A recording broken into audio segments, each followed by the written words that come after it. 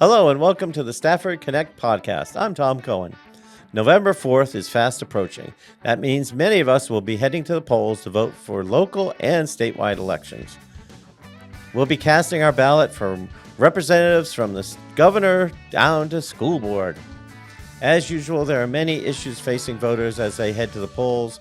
Those issues will inform their choices for electing their leaders. On this episode, we'll talk to a couple of party leaders about the upcoming election. They'll inform us about the state of the races and the various candidates. Howard Rudat is the chair of the Stafford Democratic Committee. He'll be our first guest. And he's here now to share his perspectives on the upcoming election. Well, welcome, Howard. We're really glad you're here. Thank you very much. Thank you for having me. And we're heading into the election season, so we thought it would be appropriate to have the head of the Democratic Party of Stafford here. So why don't you let our viewers and listeners know a little bit about yourself? Sure. I'm well, depending on how you look at it, I'm a longtime Stafford resident or I'm a newbie because I've been here 20 years. So that's a sliding scale depending on how long some of the locals have been here. 30-year retired military. With the interesting part too, with the military, what you find out is all politics are national, even you're in the military, because by the time you get stationed somewhere, learn what the system is, you've got orders and you're moving somewhere else. So since settling in Stafford was the first time that I could start focusing local. I opened my business here in Stafford as well, and found myself as I got to know how the system worked and watched my kids in the school and the board of supervisors and started attending meetings and talking that here I found myself in the middle of it in 2023, ran for supervisor in Rock Hill. The result did not come out the way I had hoped, but it brought me here today. Followed that up by becoming chair of the Stafford Democratic Committee and been doing that now for almost 2 years. And this is the big election this year locally. Obviously last year at the national level, but this is the one where we get the most, just everything at the state and local level. Mm-hmm. I know Virginia loves having elections every year. We do. If it's a new year, it's got to be a new year for an election. That's right. So we'll start with the governor's race. I mean, we'll start and work our way down to the local. Not out of anything other than that. The belief is that the governor's race between Abigail Spanberger and Winston Sears is going to be one that if they could have coattails that could influence other races. So sure. I guess where do you see the race right now? It is interesting because they always consider Virginia a bellwether state because of the off-year election. They have historically voted for against the party that is in control in D.C. Indications right now, depending on how you read the polls, and we all know based on previous years where polls do and do not do well, that Abigail is in a good position. Right, and then I mean, to a certain degree, there's only so many races this year nationally that get on all the news, and New York has the Mandami, who's more of a Democratic socialist, and then you have the race for governor in New Jersey and the race for governor here. And Abigail is sort of running more of I won't say conservative Democrat, but more of a traditional Democrat rather than where there's a lot of the passion in the party right now, which is on the left. Would you agree with that? Yeah, I think she is. I mean, she was noted when she was in Congress as being extremely bipartisan. So she looked for those areas where you could craft deals. And I think a lot of the issues on the table in Virginia this year, especially Northern Virginia, with the effects of the Doge and the DRP and everything hitting so close to home, those are that topics and issues that you think kind of are middle of the road, but they're middle of the road because they're important to so many people. Right. And if you watch her commercials, I mean, she's talking about people keeping their own money, which is sort of, a low tax Republican line. And she's law enforcement, which is, so it's it's an interesting thing. Only now, and when the last 3 weeks, I've noticed that when the talking heads are on different channels, and I popped all three major cables, now they're bringing up her race. Before it was all New York. Right. And now they're talking about her as sort of this counterpoint. When somebody starts yelling about or criticizing, the party, the Democratic Party for Mandami, they're like, oh, but we have Abigail Spanberger and she's running So it's sort of like she's pivoting. Either she's going to be the way future for the party.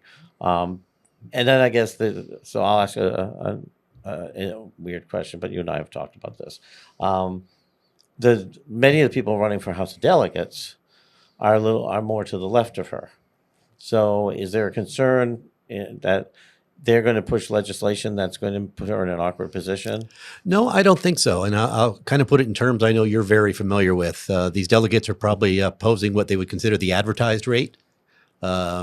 Easier to come back a little bit to the right, start a little bit left, and then gives you that negotiation room. So I think the ticket is very solid, very coordinated, so they know where her priorities are, but it's always a little bit better to start a little bit further left or right, so you can meet in the middle. I think, my dad always said when you buy a new car, both the dealership and you should leave a little bit disgruntled, but it means you both got what you wanted in the end.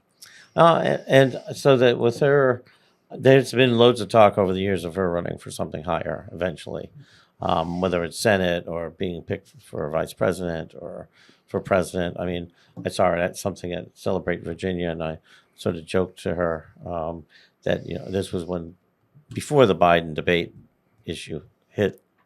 But I was like, you really should be running for challenging him in the primary. She just gave me a very nice smile and changed the subject. But and again, so because we saw this in the Northam years where the legislature sort of went to the left, and I think that in part what helped Youngkin was that the vision was, as you said, we're sort of a bellwether. We're not really all blue and we're not all red.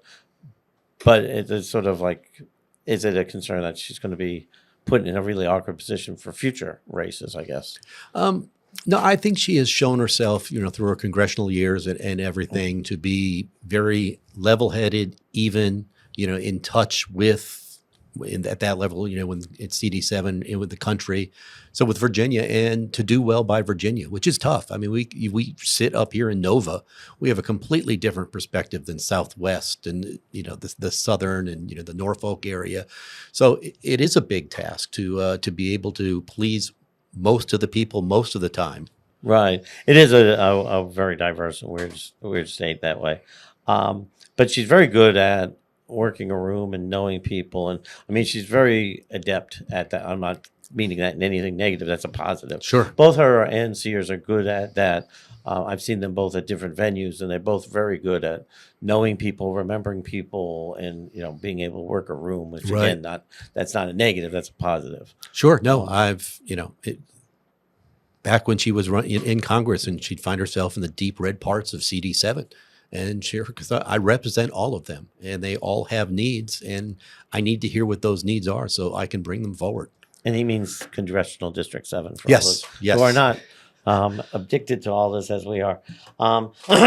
Anything exciting to say about the other two races, the lieutenant governor or the attorney general? If she's going to pull them up, it'd be interesting to get something. Right. Yeah, absolutely. Well, the lieutenant governor, as we know, within Virginia, a lot of people say it's a ceremonial position, but given the fact that the Senate is divided 51-40, or we only have the Senate controlled by one vote, she does, because the tie-breaking vote for any kind of legislation doesn't completely go along party lines.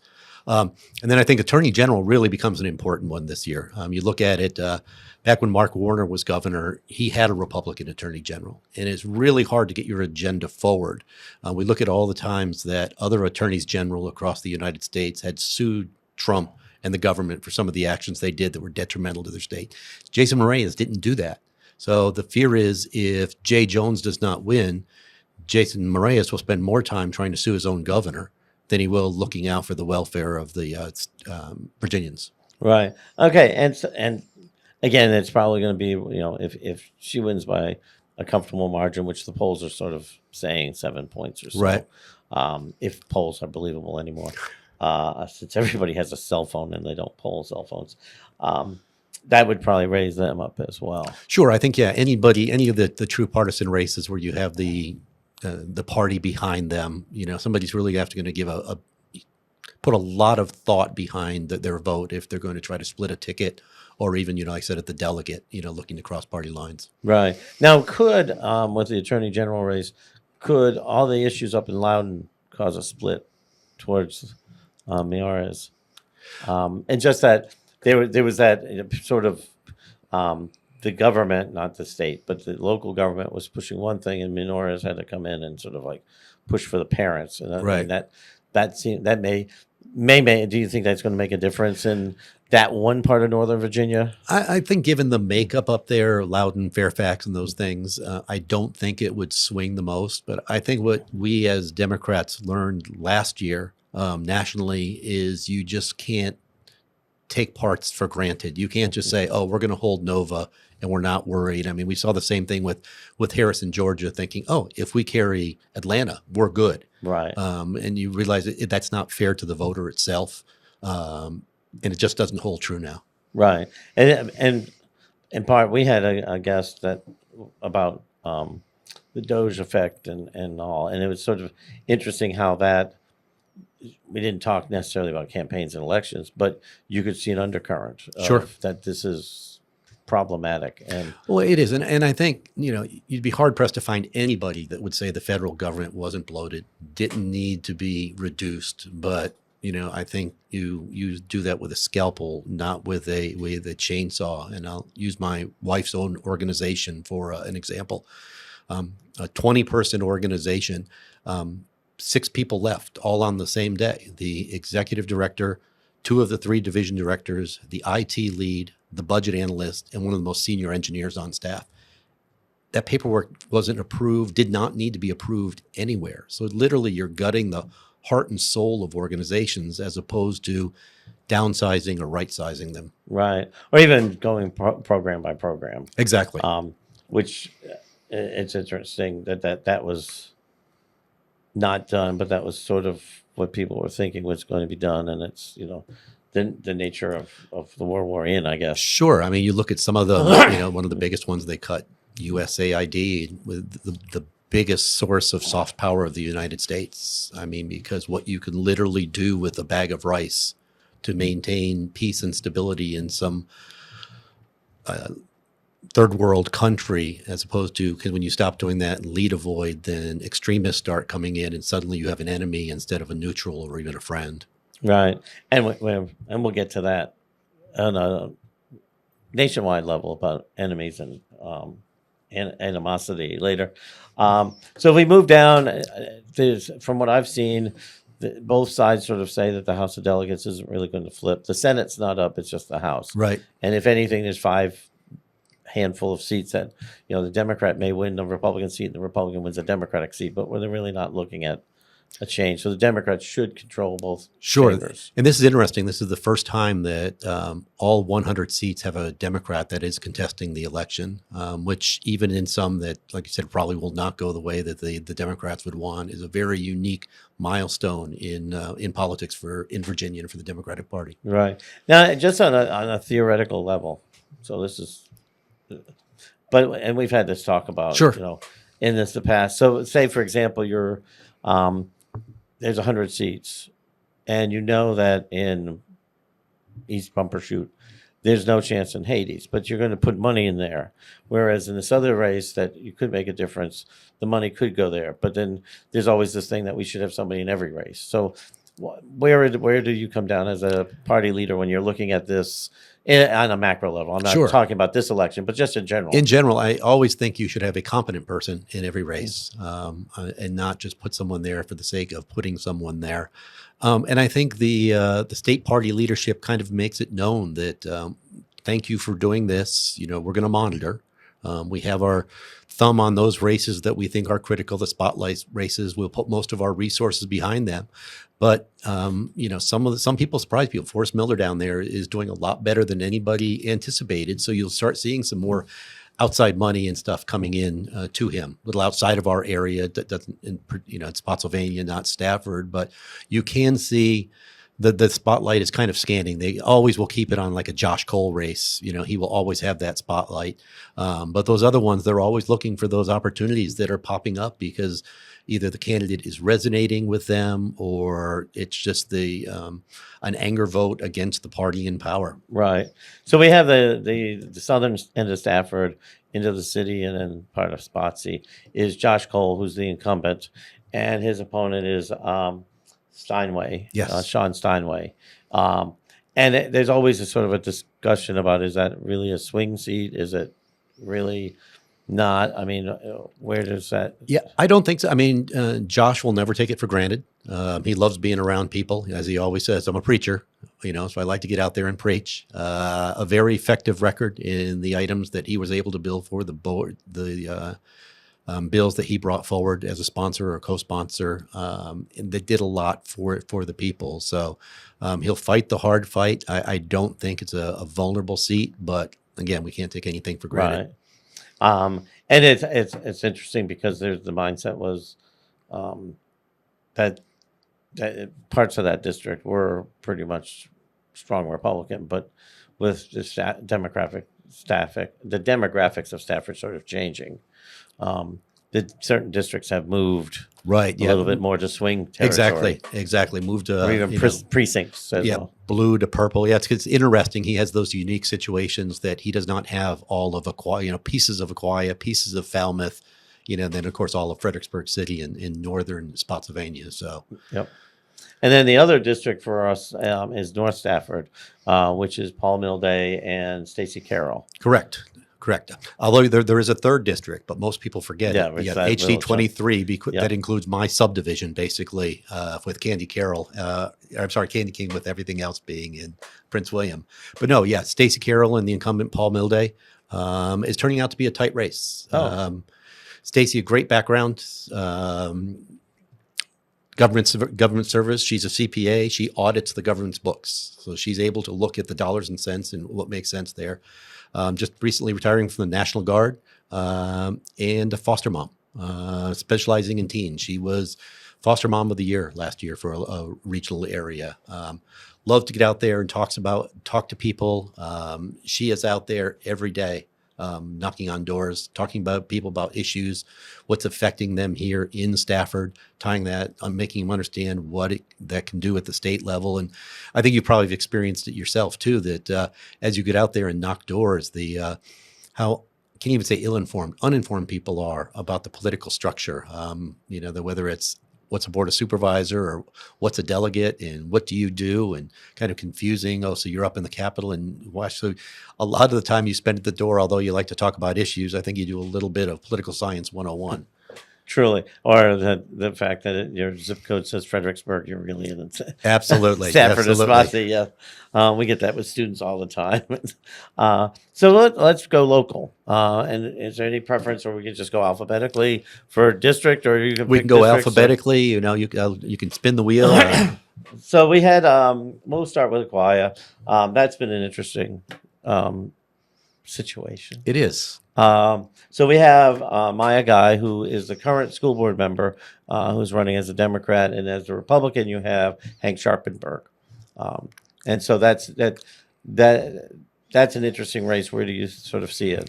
Well, it's interesting. I mean, I think the biggest dynamic of it kind of change it from a three-party person race to a two-person race. So that, from my standpoint, that made things very direct in what we could do, but didn't change anything because it's not about who Maya Guy is running against.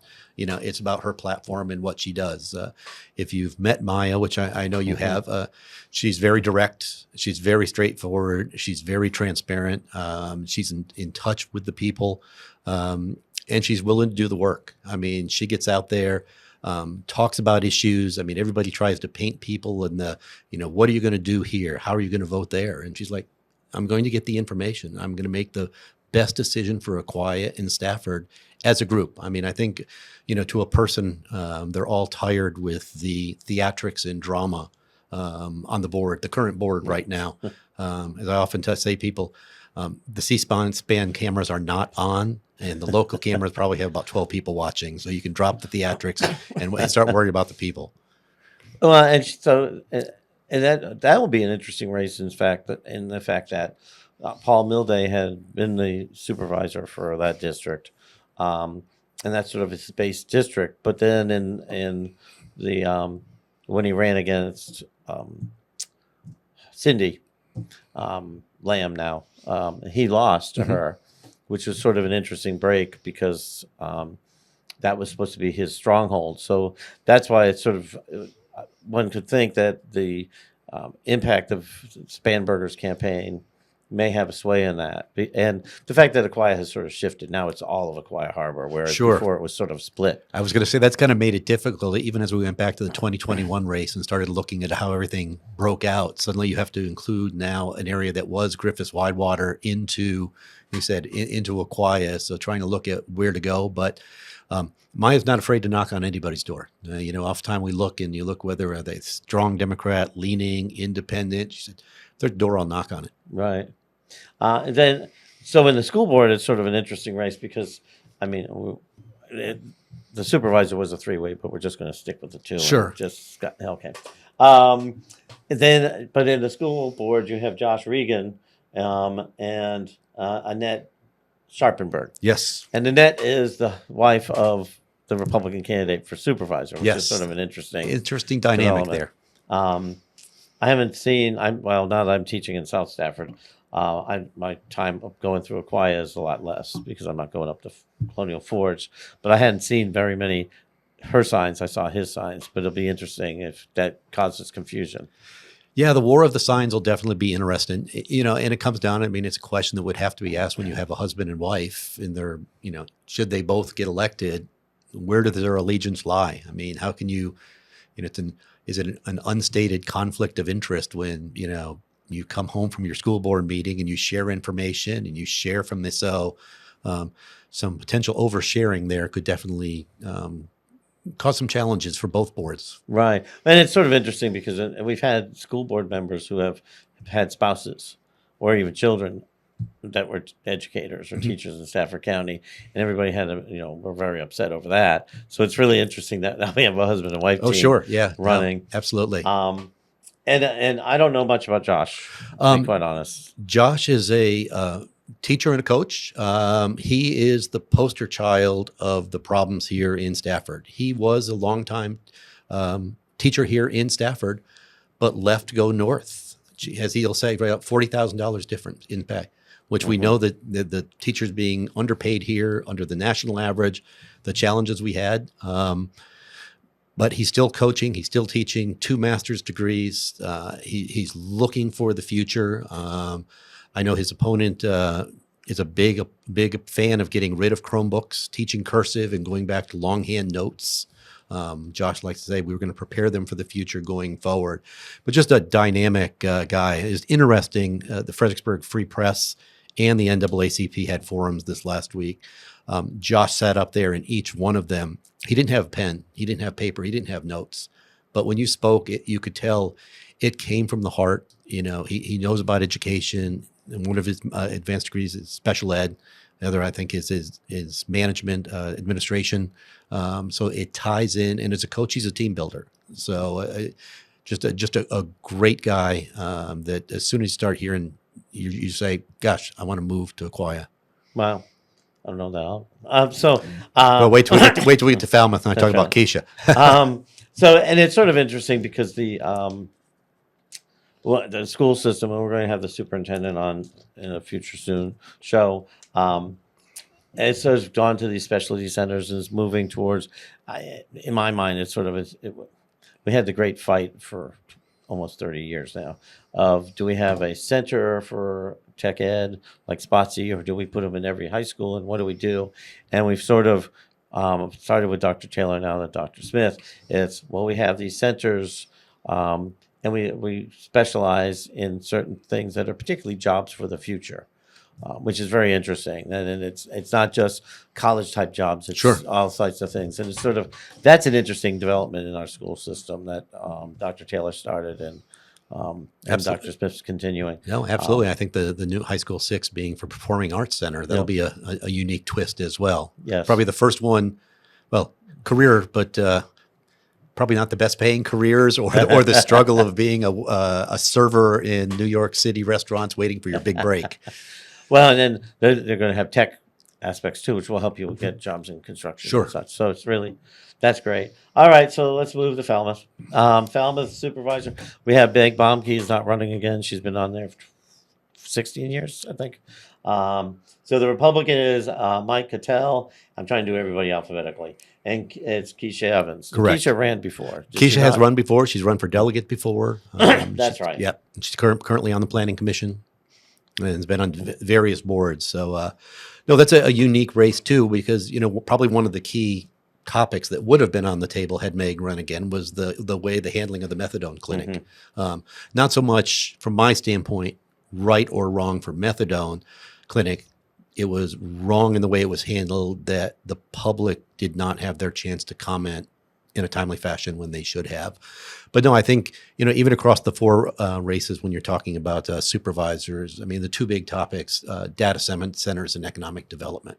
And I think it's just a matter of degrees of how they see doing it in each case. But I think by and large, and Keisha, another one, coming up, very passionate about people, very passionate about ensuring that no one is left out, that everyone is taken care of. I mean, because we still have people in Stafford that have to leave their homes in the evening and go find a parking lot where they can hook onto somebody's Wi-Fi to do their homework and stuff. So there's so much that we can do there to take care of the people for smart growth, and looking at the transportation issues at the same time, and then balancing the potential dollars from data centers and finding a way to make Stafford truly business friendly. I mean, they always say they're open for business, but then you just hear the horror stories of the years it takes to people to go through the red tape to try to get here. So, we need to turn it around the other day. We don't need to be going out and batting down the doors and begging. We should have people coming to us and begging of,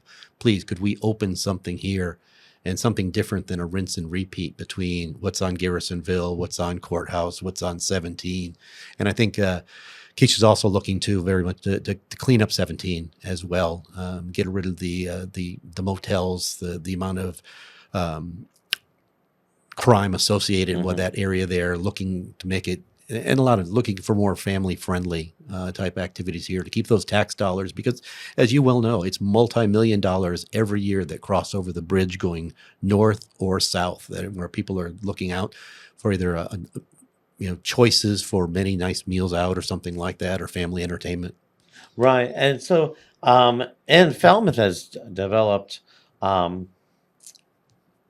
lot or a great deal over the last couple of years. I mean, you go up Route 1 and there's just these subdivisions, and most of them are by right. I mean, Yes. to be honest, I don't think there's one that I ever voted on that's been showing up. Some of them, or they were rezoned back in the 80s or 90s. Sure. I mean, everybody looks, Emery Mill kind of seemed, given the size and what's coming in there. I mean, they held the golden ticket for about 40 years before they built, because it was 1980 when everything was approved. Right. And of course, then they talk about, well, why weren't proffers made for X, Y, and Z? Well, in 1980, it wasn't an issue, and no. Even Lionel White's crystal ball didn't go all the way out 45, 50 years. Right. Lionel White's our guy in the county schools that does projections. And way back when I was on the Long Range Planning Committee, we had Denise Fruick and David Bondurant, whose numbers were just as awesome as Mr. White's, if not Dr. White. And his are back to being maybe off by 5 one way or the other. Oh, it's incredible. What a difference it makes from in the middle between those people, where it'd be off massively. And it makes a big difference in planning and growth and development and trying to figure out where you need schools and things. Oh, sure. So, so he's really great. All right, Garrisonville, we have a repeat. We have a repeat. When you say it's even a repeat, because first try at the school board, now at the second time for supervisor. It was a close race last time. I think Garrisonville, obviously you're seeing a different dynamic there, because from an economic standpoint, with Embry Mill having things there, I know Pam Young, Dr. Young, the incumbent, is really about walkable communities and allowing families to do things together. With the growth of Embry Mill, you're seeing that. She was a huge proponent for having the elementary school there, as opposed to the site that it was actually put on to try to keep that community effect in.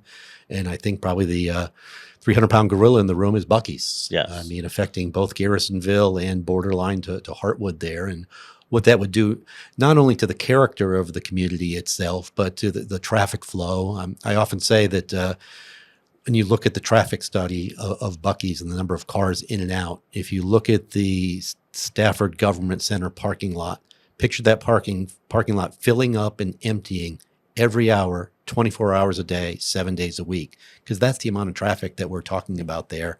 And then with some of the industrial things going across the road, just adding to that. But, but it's, I get back to the fact that people are trying to put a halt on it, but it hasn't even got to that point where it's going to be there. And I think it's a challenge for any Buc-ee's and then even data centers to say, well, how would you vote? Because there's so many variables that would come forward. And there's only one Buc-ee's, but no two data centers are created the same, and the challenges that they're going to bring as well. Well, an interesting minute piece of information. So the people who built the Wawa, the same gentleman that owns that parcel apparently owns that whole corner, and they said, you're not going to put any gas stations to the west of us, and they said, no, we're not, and Buc-ee's will be to the east. And so, and I use that to my students, like, you have to look at the fine print. Oh, absolutely, yeah. Because Wawa may not have built there if they were going to be something. Oh, yeah, because you think, competitive. even because there are a few small businesses in the Embry Mill complex there, and I think if whether you're a through traveler, and I understand, there's some people that consider Buc-ee's Disneyland and go there on purpose. You're not going to go to something else in there, and who's going to suffer? Those small businesses and even the other, chain restaurants that are in there are going to would suffer because of that. And Wawa's 24 pumps will pale in comparison to the 120 pumps at Buc-ee's. And that's sort of, both of them, both Bart and Randall, who's the Republican, and he's independent, but he's endorsed by the Republicans. He is. And Pam have been very strong advocates of the school system, have been very strong advocates of school budgets and whatnot. So it's sort of, at least from where I'm coming, from what I've seen, it's sort of the Buc-ee's, the data centers, and then personality-wise. Sure. And then, do you find it interesting or surprising that I think that even the first race for school board was fairly close? Sure. Supervisor was 120 something. 100, yeah, right around there. 25, I think. I just find it interesting that district team seems to be very close every time, and I just find that interesting. Sure, and especially this one when we look at turnout, because according to the Stafford Registrar, historically in a gubernatorial year, only 24% of eligible voters come out and vote. Right. Yeah. So I think it's motivating people other than your base, because there are those that are going to vote for Bart no matter what, those that are going to vote for Pam. The difference is going to be in the margins there, in the middle. And it's such a compact district too, whereas almost this, I can't say Falmouth has even gone far. Everybody else is sort of a wide area, but Garrison is just this little clump. And sure, yeah, it is. It's before you know it, you blink, you're suddenly in Griff's YY. Yep. You're in Rock Hill. You're in and like you said, it is so small and compact, but it's still, maybe that's one of the reasons why the elections are all so close. Yeah. It is a small, tightly packed group, and it's a lot of the same types of people, government workers or government contractors or Embry Mill having people. So that'll be interesting for the school board. We skipped over the school board for Falmouth, so we'll go back to that. You have a three-way race. Yes. Maureen Sigmund, who's the incumbent, is running as an independent. You have Wanda Blackwell. Did I say that right? Yes. Okay. The next one, I'm sure I'll butcher, is the Democrat endorsed. Right. And then Stephanie Mojica, who school is the board always Republican, runs endorsed. for school board is always independent, Right. But they get endorsed by people, and so you have Stephanie Majorca. I said that right? Mojica. So as a three-way race, that's sort of weird. Well, it's especially weird considering in 2021, Maureen had the Republican endorsement. She's the current chairwoman. So it puts it, and did not get the endorsement, and they went with Stephanie. It was a two-way. Wanda ran against Maureen in 2021, and that margin of victory was 42. Okay. So a three-way race really makes that race even more dynamic. And it is interesting because I always say when I look and listen to all the forums and everything like that, I think it's easier to come in as a newly running supervisor than it is a school board, unless when we get to Hartwood, I think Shannon breaks the mold on that, because the school board people are so intimately knowledgeable of, because there was a question that came up about curriculum. And the answer was the state provides the curriculum. We have to work within that. Now we can work with delegates that, perhaps might want to change something in the curriculum. But if you're not intimately familiar with schools, the school board and those things, and you're coming in as a newly running, energetic person, you're pounding the table. Yes, we're going to make sure we're doing this. Yes, we're going to make sure we're doing that. And it's out of your control. Right. And it's sort of, that will be an interesting one. And that one may well be the Spanberger's influence. If there's a large Democratic turnout, then that would help Pam, and it will help the Democrat, Miss Blackwell. As long as I do my job at early voting. Now, are they, before we go back to the Falmouth School Board and then go to Hartwood, is there a sort of a unity in the campaign on your side as far as, okay, when we're going door knocking, we push all these candidates and we have literature that sort of hits all of them? Or we do. I have a text group with all of from the state delegates on down. I call it the Dream Team, just because having seen them perform, I would put them up against our dream team of the Olympics many years ago. But they are. Stacey Carroll, Josh Cole will not walk out the door unless they have down ballot candidates information with them. And coordinate every weekend to be out there together. So you will always see Stacey with, at least a board of supervisor, if not a school board, wherever they're going. And the same with Josh on his side too. It's just been a team effort from top to bottom. And then with the coordinated campaign, and now starting to see some outside campaign people coming down from Northern Virginia and Maryland as well to support them. Okay. Which is interesting. It just says, as I said, this year that may actually make a larger difference than past years. It could. It could. And as the challenge being, and why we're at early voting in such numbers too, because when you get to the down ballot, the local Stafford candidates, although they have an endorsement or may have an endorsement, there is no political designation after their name.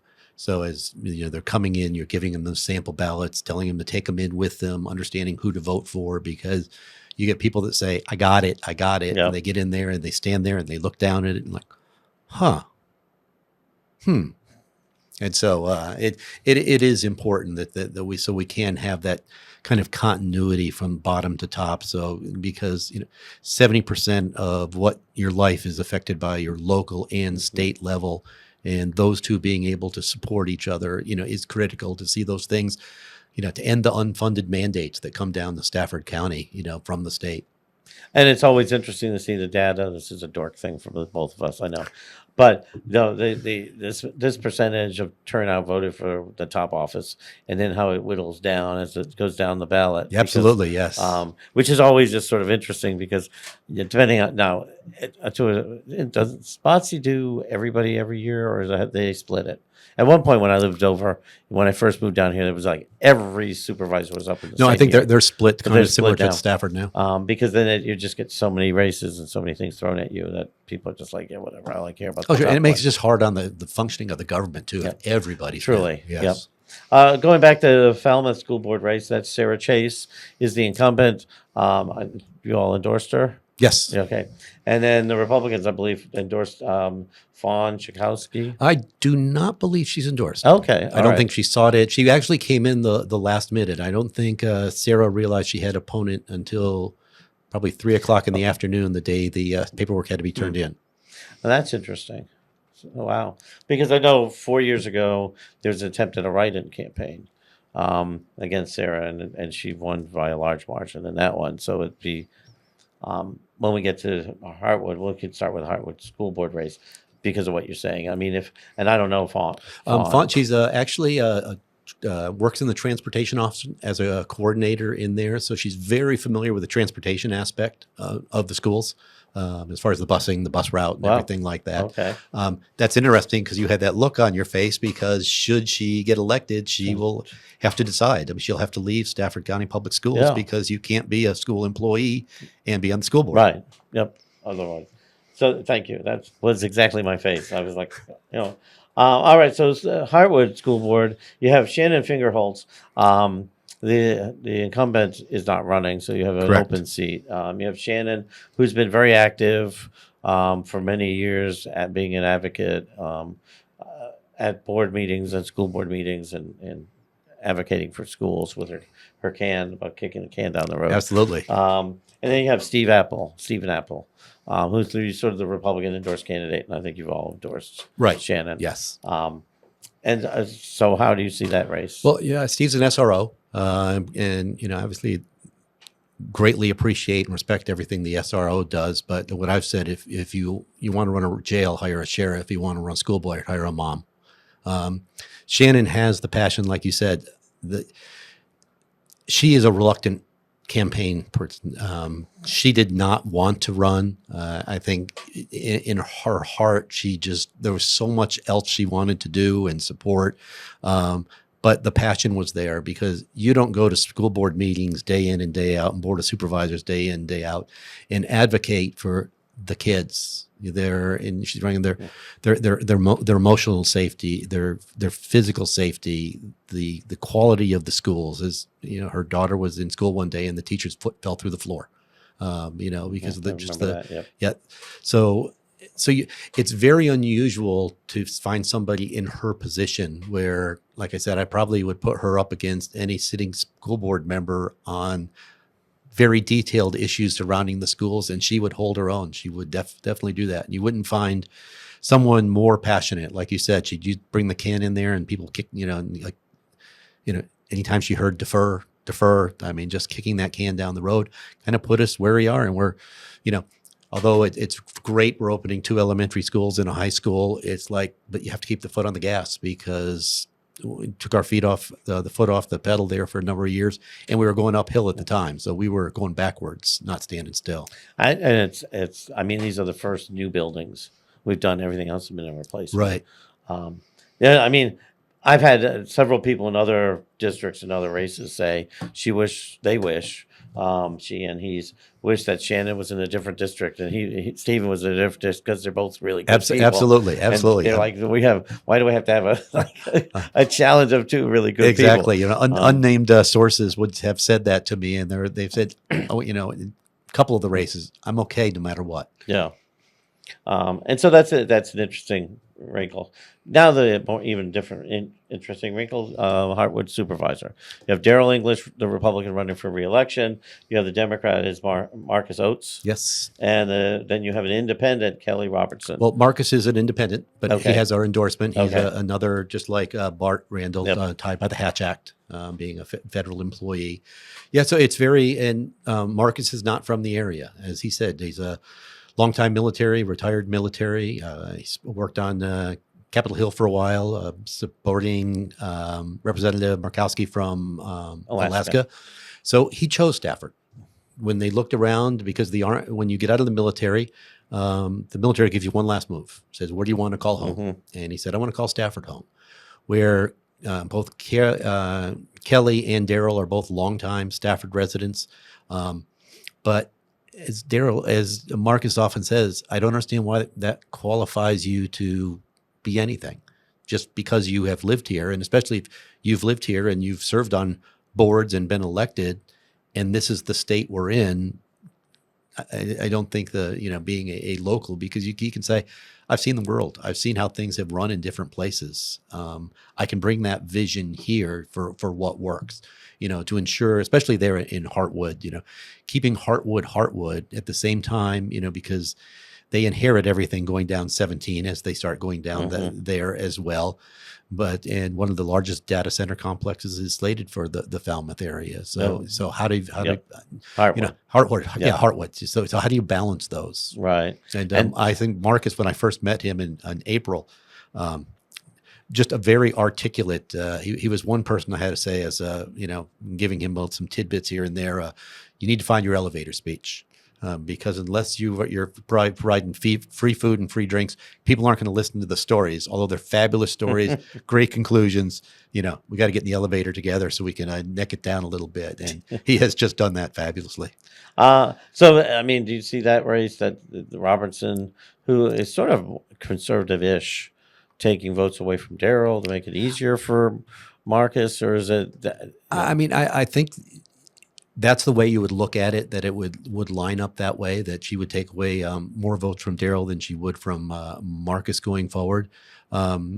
So that one will be unique in the dynamic that brings with it, where, like I said, you have your incumbent, and I think, not a derogatory thing, Daryl would call himself a good old boy in doing this. So it'll definitely be interesting, and I think in Hartwood especially, it seems like the education curve there was huge. They're out there, they're loving their life, and not paying attention to the day-to-day comings and goings and politics of Stafford. And I think each citizen, and I've heard it from sitting supervisors as well, they're like, I want my taxes low, I want the schools fully funded, and I don't want any data centers.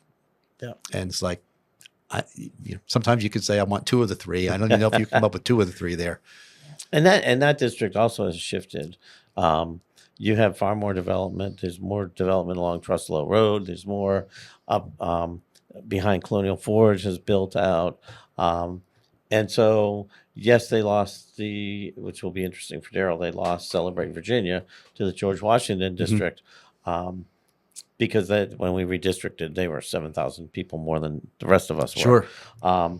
And some went up to Rock Hill. So that's another one where you sort of have to like piecemeal and say, okay, well, this was our normal pool, but now we have a different pool. Yes. And it may be shallower than we thought it was. So it'll be interesting, what the makeup. I mean, right now you have 3 Republicans, technically, Meg, Crystal, and Daryl. Daryl, right. And then Pam and Tanisha are Democrats, and then you have the other 2 are independent-ish, endorsed by different ones at different times. So it could be a major shift one way or the other, depending on what happens. Sure. In this. Sure, you could have a very strong female majority on the board, which would be a first time. That's true. Oh, and ethnically. Yes, absolutely. An different ethnically diverse Yes. population on the board. So that's it. And then you could get more guys on the school board. Yeah, that would which would be an interesting dynamic as well. You don't often see that, and Dwayne was the last one that was on it for 2 terms. Dwayne McCosker. So, and we talked about this before, and you alluded to it. So we'll sort of end today, not to end on a sour note, but we're doing this, we're taping this, within a week of the assassination on Charlie Kirk, and the various languages, and I mean, that's the temperature has risen. And so I guess the question I will ask is, do you see a way to tone down the temperature, tone down the heat? I mean, is this a turning point, or is this just going to be, a mathematical progression upwards to go into your sort of job fair? Yeah, I mean, first and foremost, Charlie Kirk deserved to go on a business trip and safely come home to his wife and children.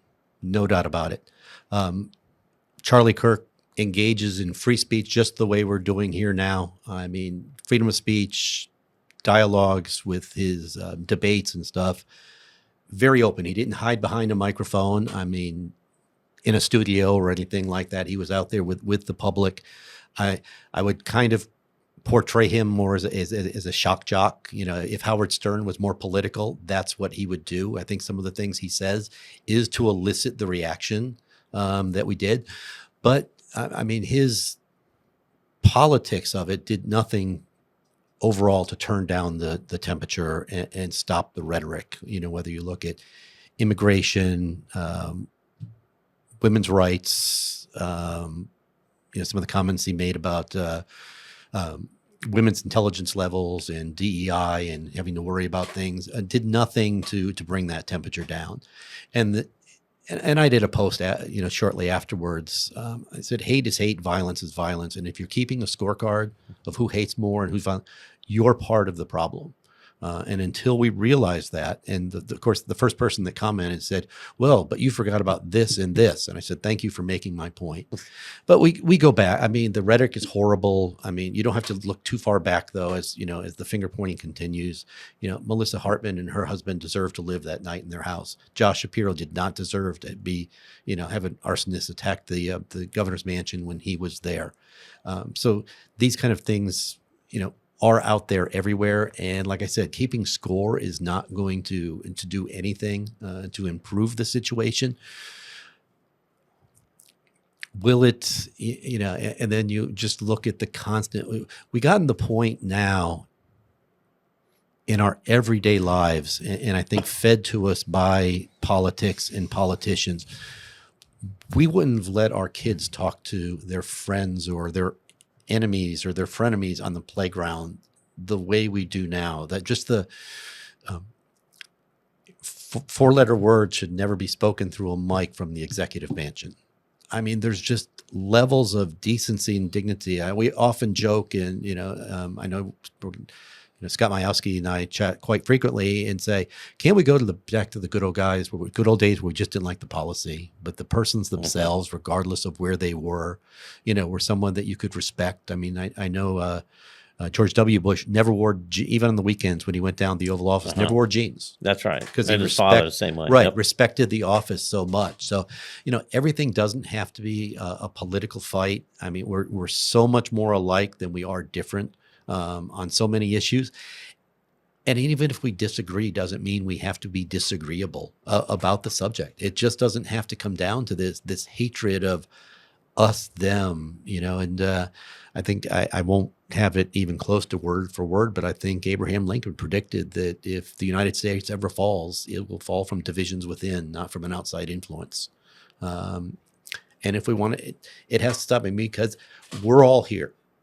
We're all here together, and we just need to find a way to have discourse and find that common ground. And when we disagree, accept the fact that we disagree, because it can happen in so many different areas, but it doesn't change the core of the person themselves. Right.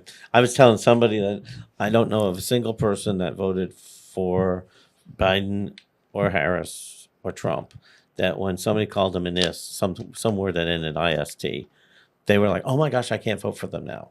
I mean, it just solidifies your belief because you don't like to be called names. Nobody likes to be. So it's funny that it doesn't win you over.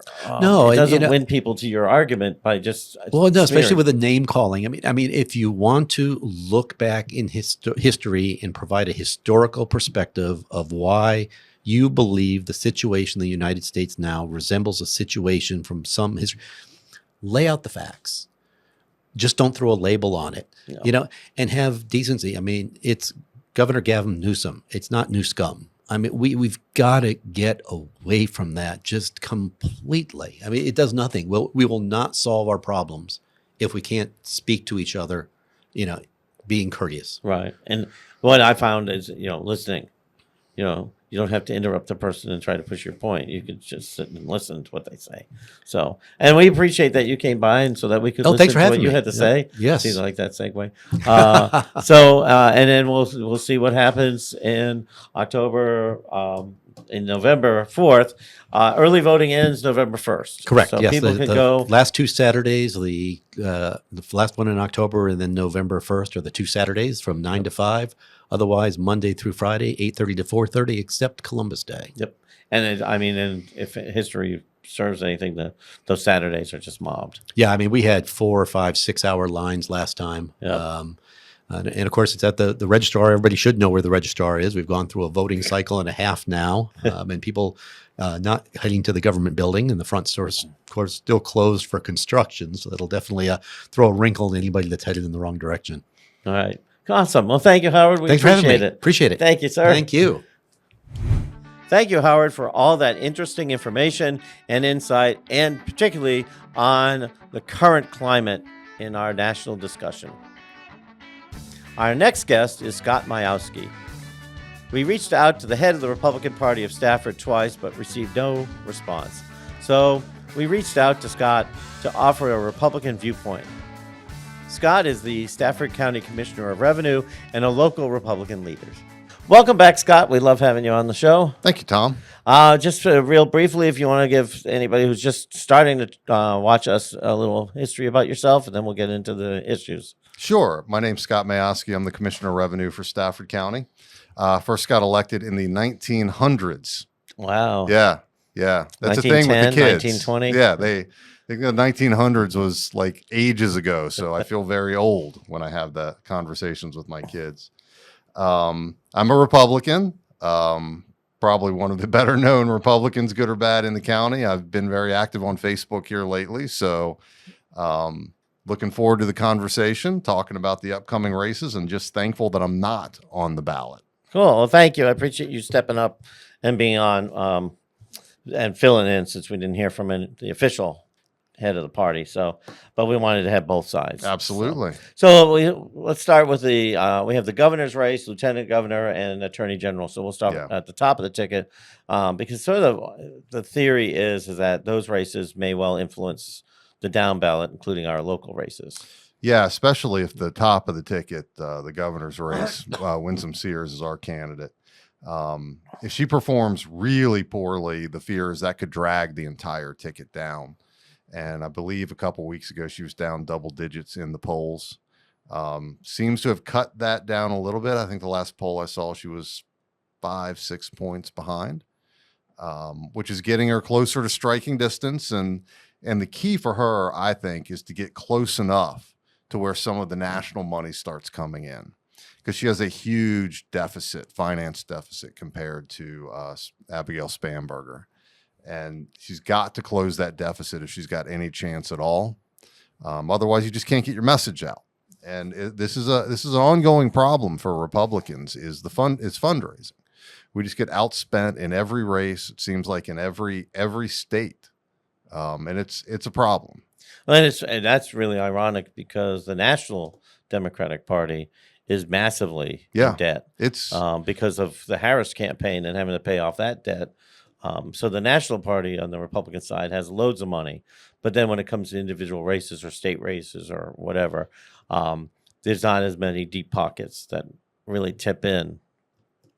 Yeah, and it's interesting. I think at the national level, the Howard might disagree. Your guest from earlier, Howard might disagree, but I think the Democratic Party is in chaos nationally.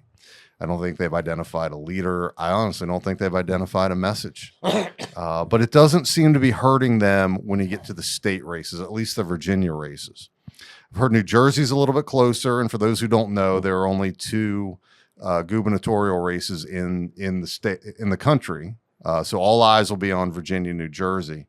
But Virginia doesn't look good for us now, and it's a little surprising to me that the unpopularity of the Democrats isn't hurting them here. And I can't help but wonder how much of that is the narrative that's created with the Doge cuts. And ultimately those cuts they weren't nearly as deep and harmful. Now, forgive me if you lose your job, it's harmful, but I think we thought they were going to amount to a lot more than they did. But it created a narrative that I think is hard for Republicans to shake this election cycle. Right. And basically, if you go from Northern Virginia, so we'll say Prince William, just because we're going to keep saying it's not us, but then Stafford and Spotsy, other people work either for contractors or work for the federal government upwards. That's a big narrative. Plus, if you add to the fact that that's the area that was going to the Democrats anyways, they're sort of motivated. Yeah, and that's where all the votes are. Yep. And the votes in Virginia are in 3 key pockets. It's Hampton Roads, it's Richmond, and it's Northern Virginia. So if you do something that impacts Northern Virginia, even if it doesn't impact you directly, it could be your neighbor, it could be your son or your daughter or your wife.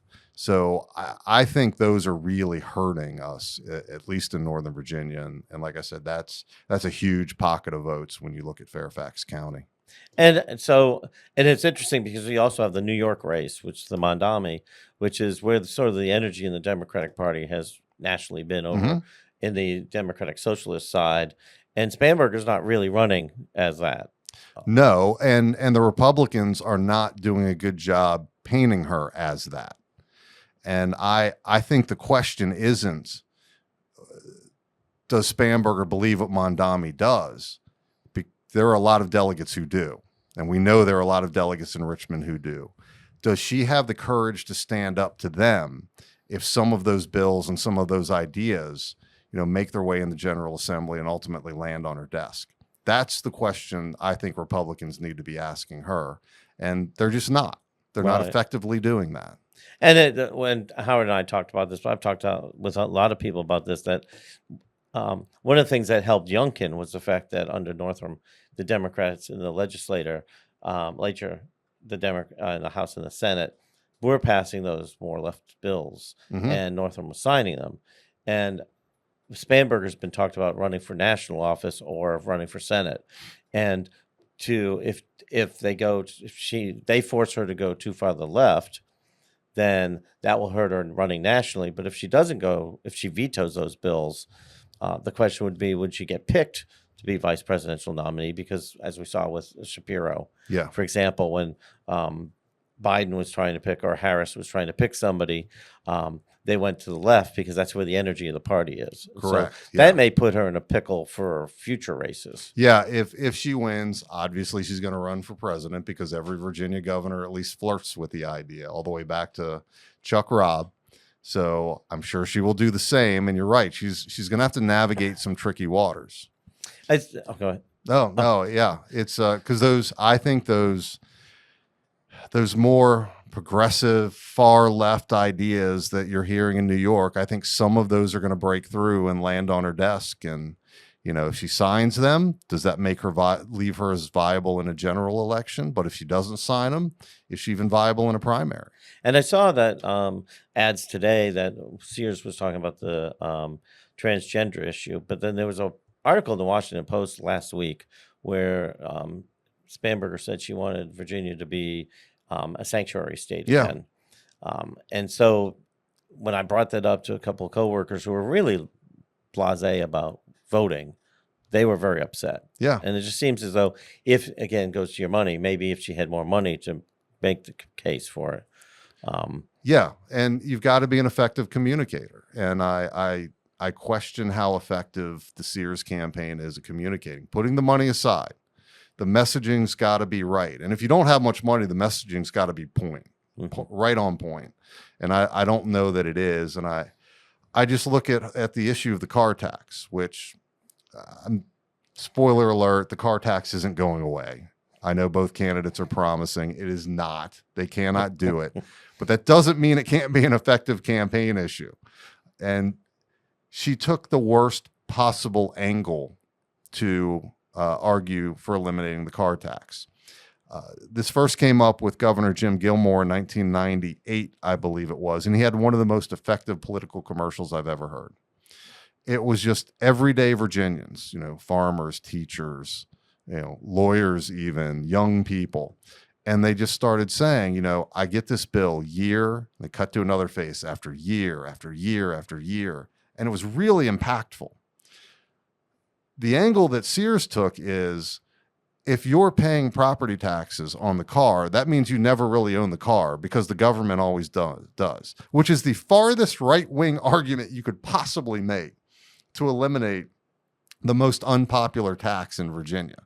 And I don't think it resonated and landed well. So the messaging, I think, has been completely off this campaign. So Spanberger, I think, handed her a gift. And the question is, what does she do with that? Right. Well, and again, it's sort of the communication. When I talked with Howard about the fact that Spanberger's running more what would be viewed as either a traditional Democrat or even a conservative campaign. I mean, her ads talk about law enforcement. It talks about people keeping their own money. If you didn't know any better, you would think that she was running as a Republican. Yeah. Based on her ads, it's really an interesting element, because when the National Democratic Party is going to the left, she's running almost as a Republican in this state, which I think is being very effective in either dismissing or downplaying the people who are on the fence, or people who are like, yeah, whatever. Yeah, well, that's her superpower. Like, she is able to talk like a Republican, and she's able to get lots of Republicans on her side. And I know she's got this great bipartisan rating, but a bipartisan today does not mean much of anything. It still means you vote 95% with your party. So she's got the ability to convince people that she is this, barely right of or left of center candidate, but then that's not how she votes, but she's never held accountable by the voters for it. She's a remarkable political figure in that sense. So she might actually be able to navigate that problem we talked about earlier. And as I said to Howard, I've seen both of them in settings, and they both work rooms very well, and they're both very good at that. But yeah, Spanberger is very good at remembering people and where she saw them and stuff, which is a really good skill. Youngkin's very good at that as well, which is very crucial skill for anybody who's in any office, quite honestly. Even if you're in a corporation, it's good that you know your employees and can recognize them. Um, Yeah. as so goes Bamberger, so goes the other two races. Do you think Mayoras has a chance? I was surprised how bad Jason Mayausky's poll numbers were.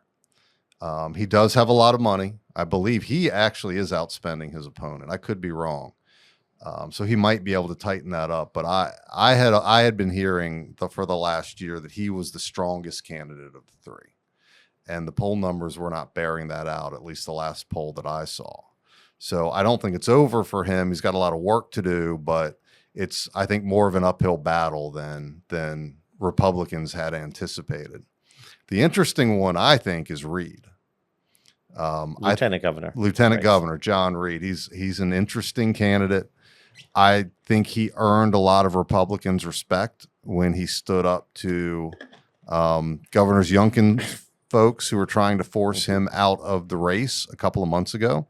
I think he handled that absolutely perfectly and showed a lot of leadership that Republicans are looking for and drawn to. So even though he's the first openly gay candidate as a Republican, I think that moment he showed so much leadership that he kind of broke through that. And I'm surprised at how many people on the far right have rallied behind him. Oh, wow. Okay. I haven't heard much on that race, but it just seems, as everything, it's always the top that people talk about. How about the House of Delegates? We have technically 3 in Stafford, but one's just a tiny little chunk. Yeah. But we have Paul Milday versus Stacey Carroll, which is basically North Stafford. And it sort of wraps over to Hartwood a little bit. What do you think about that race? Yeah, in both races, I think the incumbents are just going to be too strong. They're both really well known. In Paul's case, I believe he first got elected to the board in 2006 or 7. And he's still in that same general area. So Paul's very well known. He's an incredibly hard worker. And Paul is, I mean, you and I have been around a long time, and we remember a lot of the older supervisors, or I don't like calling them good old boys, but yeah, seasoned supervisors. And they focused on constituent services. And Paul is one of the few remaining who still do that. So I think that's going to pay off for Paul at the end. And I think it's going to be closer probably than most people thought it would when that district was first created. I think that district was plus 14 Youngkin when they created it. And I think Paul's going to win, but I think he's going to win by 3, 4, 5 points, which is a little too close for comfort for him, but I think he'll be all right. Sean Steinway is a fascinating candidate running against Mark Cole. Josh Cole.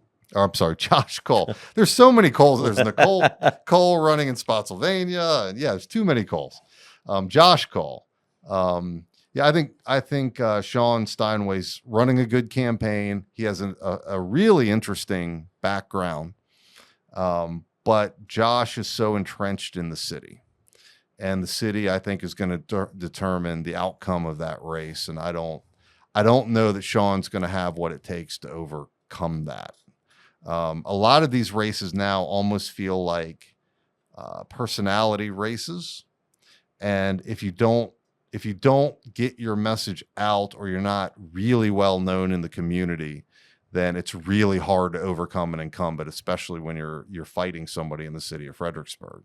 Right. One of the things, going back to Paul Milday, is he's very effective at, for example, he working up for education and working for other issues that tend not to be Republican issues, but even people who have not been in his camp sort of respect that he was pushing for certain education issues or certain environmental issues, which is, he's very good at, he's very adroit at that. I've seen him at different things, and I compliment him on that, because that is a skill to not just be in one side or one camp or another. I think you're right with Steinway. I don't know him, which it's sort of difficult when you're running for an office and, like Paul, as you said, Paul's known, so he sort of has name recognition. But their opponents don't and Josh is known, but their opponents don't have that name recognition.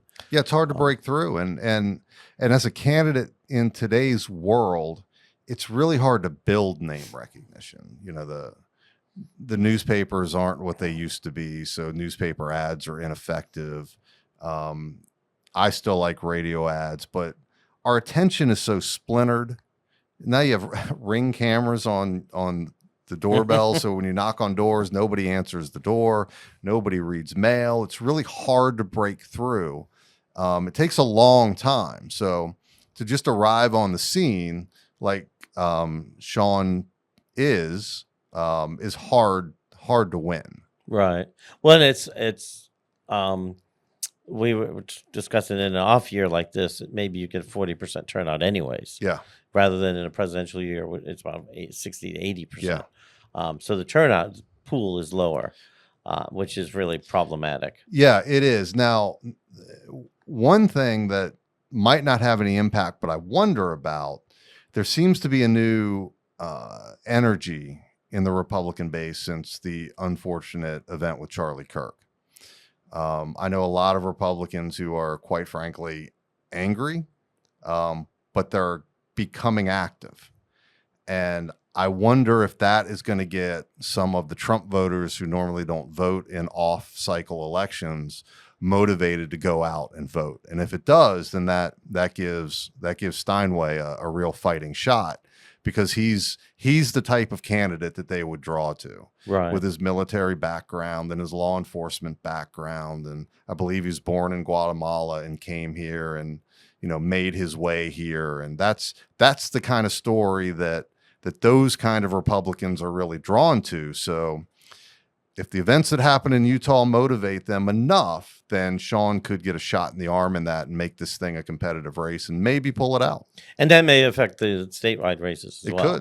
could. Which is sort of interesting, because I was surprised how close Virginia was between Harris and Trump. Yeah. And a lot of that is not to go backwards, but the coal area, which and the Trump people would hate me to say this, but Romney really made a play for way back when he ran, and he got them motivated to vote. And that the second Obama race in Virginia was a lot closer than I think people thought it would be. Yeah. Because he energized a lot of the what would have been blue dog Democrats to vote Republican because of that issue, and then Trump did well with that group again when he was running. So yeah, he naturally speaks to that group. Right. So yeah, I hear what you're saying. It's almost like Romney primed the pump. Yes. For Trump. And you're right. Trump would not want to admit that. But when he goes against them, I'm like, but dude, in Virginia. So that may, and especially in a low turnout race, if that part of the state gets excited, that may make a difference. Yeah, I think that's a big unknown. And polling, we were talking with Howard, but polling is so nebulous nowadays because most people don't have a landline. And if they do, they're old, like me. Yeah. I don't think you even have a landline anymore. I do not. And I think I've had more polls on my cell phone, but often it's the same company that did me on my landline. And so it's sort of like, I don't know that I should respond because that sort of skews it. Yeah, I got a polling postcard in the mail the other day. Oh. Like they're going, I guess nobody's answering their phones anymore, so they're going back to the mail just to try anything. And so that's and it gets you into the whole, logarithms and other math things that, as somebody who hates math, I won't get into. But it really gets you into, well, if we poll 100 people, we'll extrapolate it to this, and you have to have faith that it's the math or the science is right, and it's sort of, and they choose the right sample size and all of that stuff. I know it's really it's as seasoned people who are not going to be here for as this gets more chaotic. We're sort of happy. All right, so let's look locally. Yeah.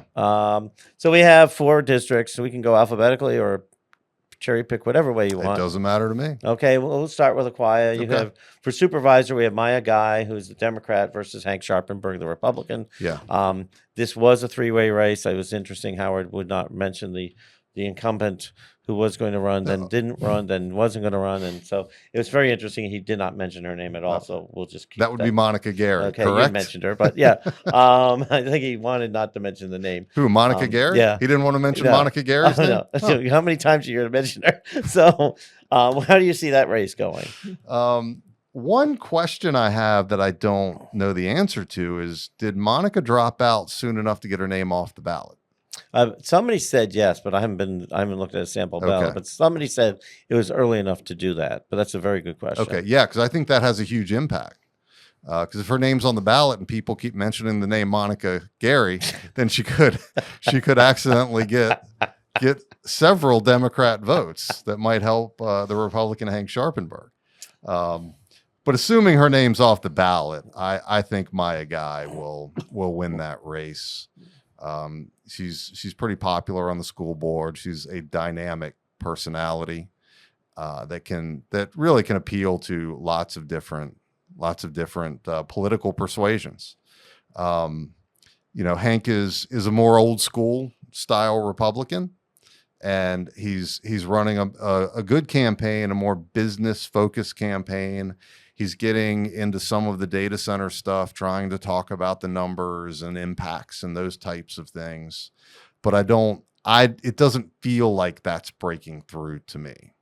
I think Maya with the schools seems to be the message that's breaking through in Aquia. Right. And it sort of gets to the point of the name recognition aspect Yeah. as well.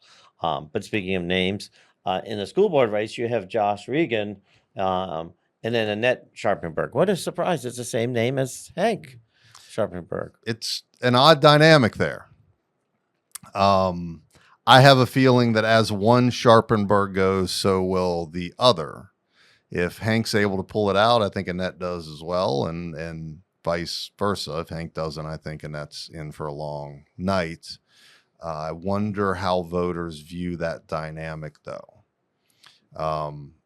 A lot of folks don't like political dynasties anymore. They don't like that coziness between, people serving in different capacities, but the same family, in this case, the same name on the same ticket. So I don't know how that's going to play out, but it definitely surprised me when the endorsements and nominations came out to see that. And I understand. I mean, there's long been a history in many states and in many districts where if somebody's even married to a teacher or their child is a teacher or works in a system, there's this feeling like, oh, no, you can't do it. So it'd be interesting if it goes to like husband and wife on the ballot. And there's been a lot of conversation on the board about conflicts of interest with Chairman Diggs and Darrell English. And I don't believe that there's a conflict, but a lot of people do. So this just kind of those concerns are right in your face in this race. Or some certain member of the school board. Or when I was on the board, some people had a problem because I was a teacher and they thought there was a conflict. Yeah. To just put everything out there. So then we go to Falmouth, and to make sure I don't forget it like I did with Howard, we'll start with the school board, which is Sarah Chase, who's the incumbent, and then Fawn Chagowski is running. Yeah, I haven't met Fawn, but Sarah Chase seems to have the pulse of that district. So I'd be very surprised if she doesn't win again. I believe this is her third election, isn't it? Yep. Yeah. Last time it was a write-in campaign by Scott Hirams. Yes. She was unopposed, and then it was the last minute. And then I think Howard said that Fawn was a last minute one too, if I have that right. Yeah. I'd be surprised if she doesn't win. I live in that district. I don't hear people complaining about the school board candidates or about Dr. Chase. Yeah. And on the supervisor race, you have Mike Cattell, who's the Republican, and Keisha Evans, who's the Democrat. And I'm trying to do everybody alphabetically, so that's why I'm doing it that way. So Keisha's run before. She did. She ran for the House of Delegates, I think, against Mark Cole. Yes. And Howard said she had run for supervisor before, but I don't remember that. But Mike is new. That was, Meg Bomke had been the Republican member on that for 12 years, 16 Yeah, years, something and like then that. before that it was Susan Stimson. Stimson, and before that it was Mark Osborne, I think. Yeah. So it's been and before that was a Republican. So it's been a traditionally Republican seat, but that district has sort of shifted over the last several years. It has, and this race I'm really conflicted about. I wish one of those two could run in another district. I think they are both, for completely different reasons, fantastic candidates. Mike has a background in very high level political fundraising, so he's used to operating in these very high level political circles, which I think would serve him well in negotiations and working with board members who can be a little bit difficult sometimes. He's not going to be intimidated by them, and Mike is a very honest, trustworthy man who cares deeply about the community, and I think he would be a real asset on the board. Same with Keisha. Keisha's great, very easy to work with, very personable, seems very reasonable for a Democrat. I think somebody like her has a real place on the board. It's a shame that one of them has to knock the other one out. My concern for Mike is there was a lot of very high profile issues at the end of Supervisor Bomke's career. The methadone clinic being one, and there was a rezoning on Leland Road that had a lot of folks up in arms, and my fear for Mike is that some of those issues are going to rub off on him since he's Meg's handpicked candidate. Right, and the data center issue as well, because there's been a couple in the Falmouth district. Yeah, and that's an interesting point that. And again, I don't know how well known he is, but but she has run before, so she may have more name recognition. Now that district has shifted a little bit when we redistricted, so I don't think Meg ran in the new district.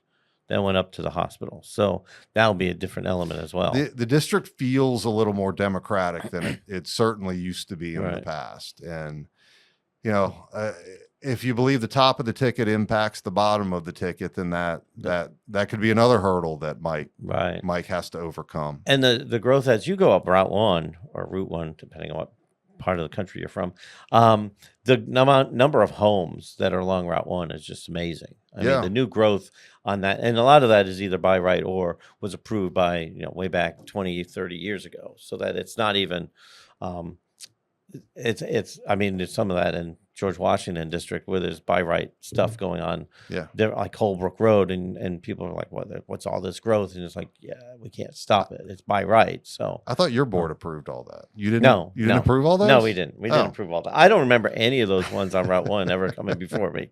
No, because they did. When I drive down Route 1 to come home from when I was at Forge and I see them clearing out the land, I'm like, I don't remember that ever being before me ever. No, the ones on Route 1, you're right. You didn't vote for. They were a part of the TDR. Yep.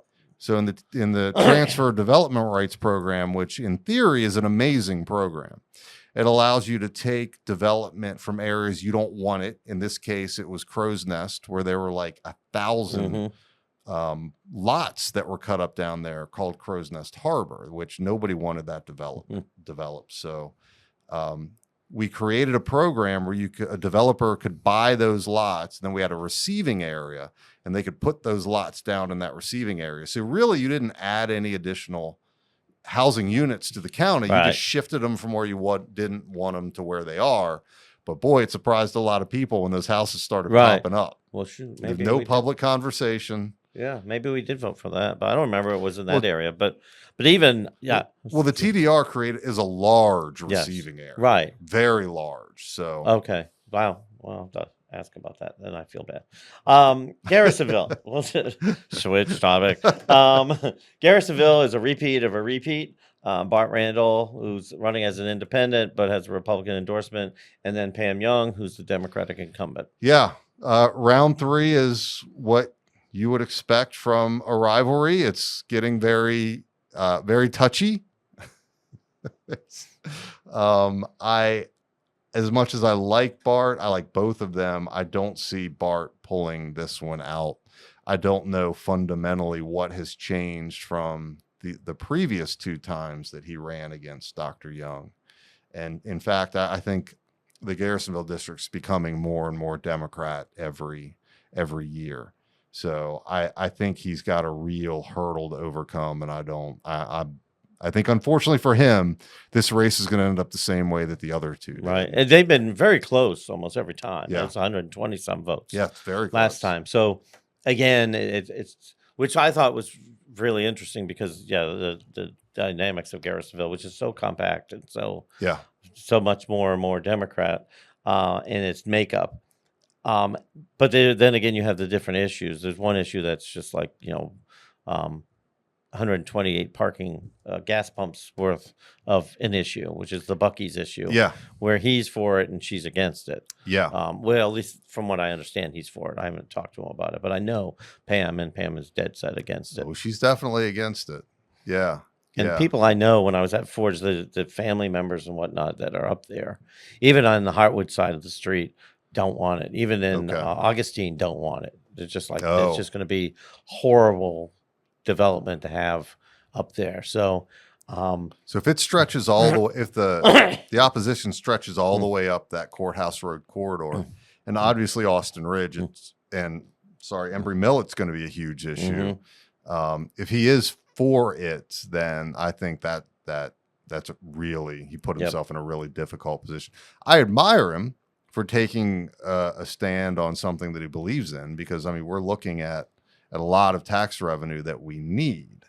But yeah, if the opposition's that strong, then I think he might have put himself in a really difficult spot. Right.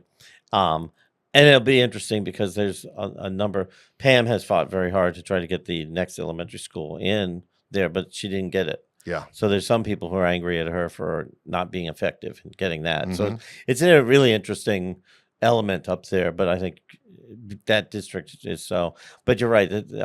Garrisonville has, I mean, how many times did Mark run against the same person in Garrisonville? And it does get rather personal between the different people. Yeah, that's a colorful race. That's an interesting one to be following on social media. Yes. And then also, and on school board race, you have a 3-way race. You have Maureen Sigmund, who's the incumbent, who was endorsed by the Republicans 4 years ago, has been at every Youngkin and Winston Sears event that I can think of over the last several years. Then you have the democratically supported Wanda Blackwell, and then you have the Republican endorsed candidate, which is Stephanie. I never say it. Mojica. Yep. And so does that go? So goes Spanberger in that district. So goes all of it. I don't think so, since it's a 3-way race. I think Maureen's got the name recognition, and outside of some very what's the word I'm looking for, loud political pockets that may not represent the larger political party or political movements, I think she's very well respected and liked. So I think in a 3-way race, the incumbent holds this one. Okay. And it's sort of interesting that I won't go where I want to go. But with that race, I mean, Maureen has been sort of out there. I've watched one of the debates, and one of my students went to the NAACP debate, and they were just really impressed with how Maureen knew the issues and knew the situation, and the other two don't seem to know, which is Howard was pointing out that for school board, it's, you can say a lot of things, but there's so many real state issues that clamp down on what you can say. You can say what you want, but you can't really do it when you get in. Yeah, type thing. And you don't have taxing power. Yes. So the most important thing in that race is, I think, is to show that you're competent. It's kind of like my race. I can't make a lot of campaign promises. I can't do the things you expect from a politician. So I focus on competency. And you have to convince people that's what you need to be looking for in this race. But you're right. Maureen is very competent, and she can speak to the issues and make you feel like, one, she cares, and two, she knows them. And Right. I think that carries the day there. And being chair, I think, matters a bit on her Hmm. as well. Hartwood's interesting. We'll start with the easier one, the school board race. Sorry, Stephen Epple, Yeah. I think is how you pronounce it, and Sharon Fingerholz. Yeah. And as we were talking with Howard, there's a number of people had the same feeling about that race as you were saying about the Falmouth supervisor race. Yeah. Two people that people like a lot and respect a lot, and it's too bad they're running against each Yeah, other. absolutely. It's like, why can't they move? Yeah. Yeah. I think Steve wins that one. So if all things are equal in terms of the quality of the person and the candidate, and I think they probably are, Hartwood's still a Republican district. And I think Steve wins that one. But yeah, it would be nice if we get them both in elected offices somewhere. There's a place for both of them in Stafford County government. Shame one's going to knock the other one out again. Right. And I've known Sharon and when I was on the board with her tin can and Yeah. people kicking the can down the road, which is, sadly but true. Very passionate, very caring about it. Yeah, and the county. I met her during early voting. She would man the Democrat tent, and I'd man the Republican tent, but couldn't be more gracious, more kind, more fun. And those can be tense times, but never with her. I think nothing but I think the world of her and wish her the best. It's just she's in a tough district. Right. Which is also sort of changing in that, and we were talking with Howard, that at the last time, 4 years ago, was 7,000 voters more than the other districts. So when we redistricted, we took all of Celebrate Virginia away from it. Yeah. And then 3,000 went up to Rock Hill. So it's a different, he was saying how when they were looking at Aquia, it's shifted because all of Aquia Harbor's now in the Aquia district and not in Griffiths Widewater. Mhm. So how does that change numbers? The same could well be with Hartwood. Because it's not the same pool. If you have 40%, but it's a different 40%, how's that going to address things? Mhm. Because if Celebrate's out, then you get more of the south side of 17, which is more regular neighborhoods, more not the traditional Republican type voters. That's more the Hartwood and Celebrate is more seniors who Yeah. tend to vote for. So that will be interesting if that demographic shift changes anything, which gets us to the supervisor race, Yeah. which is a three-way race. You have Daryl English, the Republican incumbent. He's running for his first time to run for re-election. And then the Democrats have put up Marcus Oates, and then somebody has jumped in as an independent, Kelly Robertson, who was a graduate of Brook Point High School. So she lived up that area. I think she graduated around the same time as one of our current think so. supervisors. And she's attacking Daryl for not being Republican enough. So, Right. So there's a possibility of the Republican vote splitting. That's right. That's Daryl's real danger. If she's going to attack him from the right and pull votes away from him, then that could open the door for Marcus Oates. And Marcus Oates is an impressive candidate. I feel like if you crack that door open, he could just very well kick it open the rest of the way. He is very, very intelligent, very well spoken, cuts a very impressive image when you meet him, which helps him overcome the fact that he's new to the county, because he gives you this comfort level.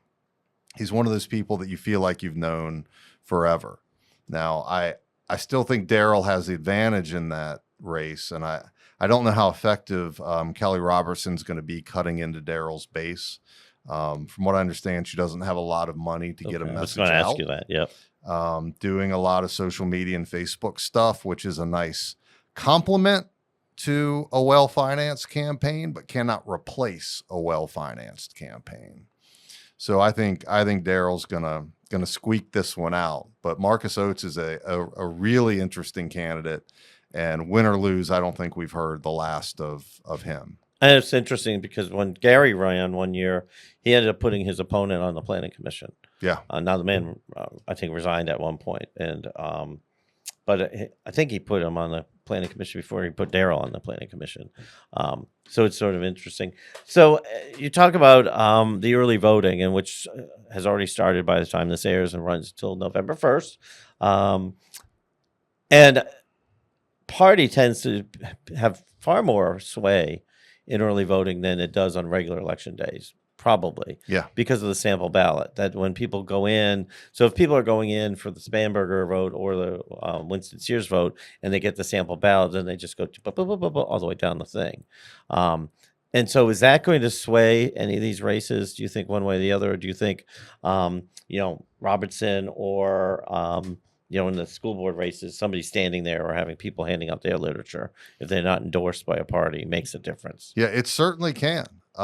Really? I would not know that. Interesting story about the power of the early voting. Our treasurer, Mike Sinkowski, he had a primary and took early voting very seriously, where his opponent did not. And he very quietly made alliances. This was the Matt Strickland and Tara Durant race. Well, he had basically both candidates quietly supporting him in the early voting.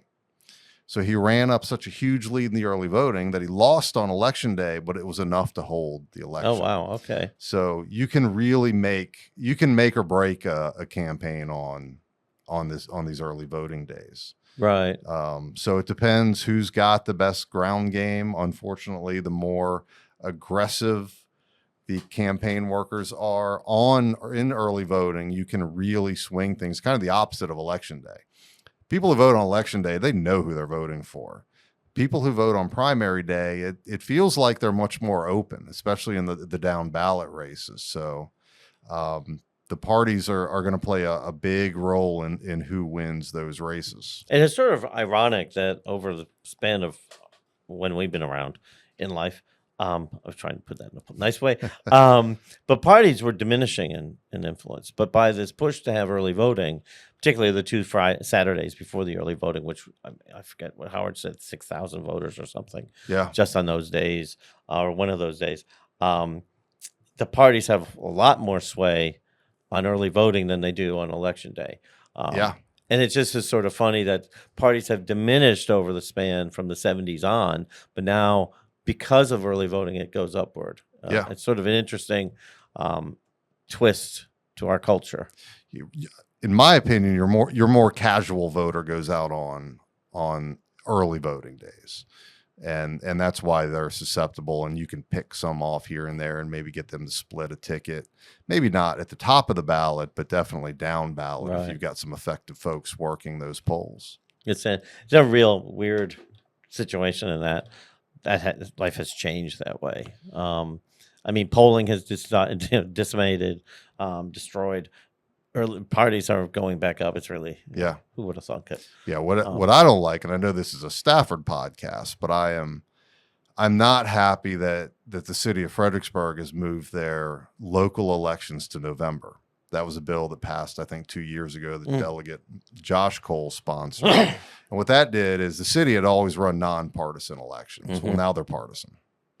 Now the sample ballot matters and all of that kind of stuff, whereas it didn't before. You may have had a smaller electorate during the spring voting, but they are the ones who paid attention to city issues. And now that's out the window, and the city local elections are just as partisan now as Stafford, and that's unfortunate. Yeah, it really is, which gets us to the national level right now, the acrimony, which has permeated down. We'll be honest and say that. But as you said, we're taping this within a week of the Charlie Kirk being shot by that individual allegedly. And the acrimony going back and forth. And so I asked Howard, what did he see as a way to get past this acrimony and nastiness? If there is any way, or is this this is the way we're going to be? I hope this is not the way we're going to be. And Howard and I think, differ on our approaches here. I do not believe that when you see something that is truly evil happening, and you feel like there are reasons why it happened, in those circumstances, I don't believe blanket statements do anything. I think you have to speak to the incident that happened. And I have very strong opinions, and anybody who follows me on Facebook last week knows that, about what contributed to this. nothing made it happen, but there are contributing factors, I believe. And I firmly believe that a lot of the rhetoric has crossed the political lines. Overall, yes, we all have to tone things down. We have to stop. We have to stop celebrating or excusing violence when we agree with the causes of the people committing it on both sides. Howard and I disagree on this one a little bit, but I think the overarching picture, we do agree. The temperature is too hot. We're being too disrespectful to each other, and we're not sitting down and having conversations. Right. And I'm happy to say that is one thing that Howard and I do very civilly. We go out every couple of months and have lunch, and we talk about things, and it's helpful. And I think more Americans need to do that. Right. It's sort of interesting. I mean, I just find that since, again, sort of an age thing, from the 1980 election onward, there's been more of an effort to delegitimize the winner, and sort of dismiss them as not legitimate. And if they're not legitimate, then their views are illegitimate, and their policies are illegitimate. And both sides have done this from 80 until now. And we just keep attacking, and then therefore we can't sit down and work together on an issue, because why would we sit down? That would make them legitimate. And so, and I had friends who didn't like Obama, and people who liked Obama. And if I sat there when Trump came in and the people who didn't like Trump, I said, well, this is just like the people who don't like Obama. They got very offended. And I'm like, but it's the same thing. And would you work with, would you work with the person? And they're like, no, they're not legitimate. Well, then you can't get anything solved or dealt with. Right. And so it's really very unfortunate for our system, because you need, the Constitution was founded by compromise. That's sort of, I'm looking at, we're going to the 250th anniversary. That was compromise. Everybody has to give something. So it is sort of in a sad state. But both parties, it's the attitudes, we want somebody to fight. Yeah. And the people in the polls, if we believe polls, but when you go to or you watch town halls for different members of Congress, both sides are getting, we need you to fight against the other side because they're bad and evil and horrible. And it's like, and if they say, whether it's a Democrat in Massachusetts or whether it was a Republican in Florida, say, well, no, we need to work together, they seem to get like pilloried by their side, because you can't be that kind. Yeah, side. The old Reagan adage: if I'm in a negotiation and I get 60% of what I want, I won. Yep. That is not acceptable today. Right. Or Reagan is sitting down with Tip O'Neill. Yeah. And they don't. I mean, there were loads of things they didn't agree on, but they every now and then just sat down and had drinks and cigars or something. Yeah. And the whole both sides, and now I'm doing the both sides because it is there. Both sides looking for somebody to fight. If you look at the fighters, whether it's Jasmine Crockett, AOC, Marjorie Taylor Greene, Lauren Boebert, they don't pass any legislation. They have absolutely no impact in how this country actually functions. All they're doing, in my opinion, is just performative to social media and fundraising. But they're not passing bills. They're not solving anything.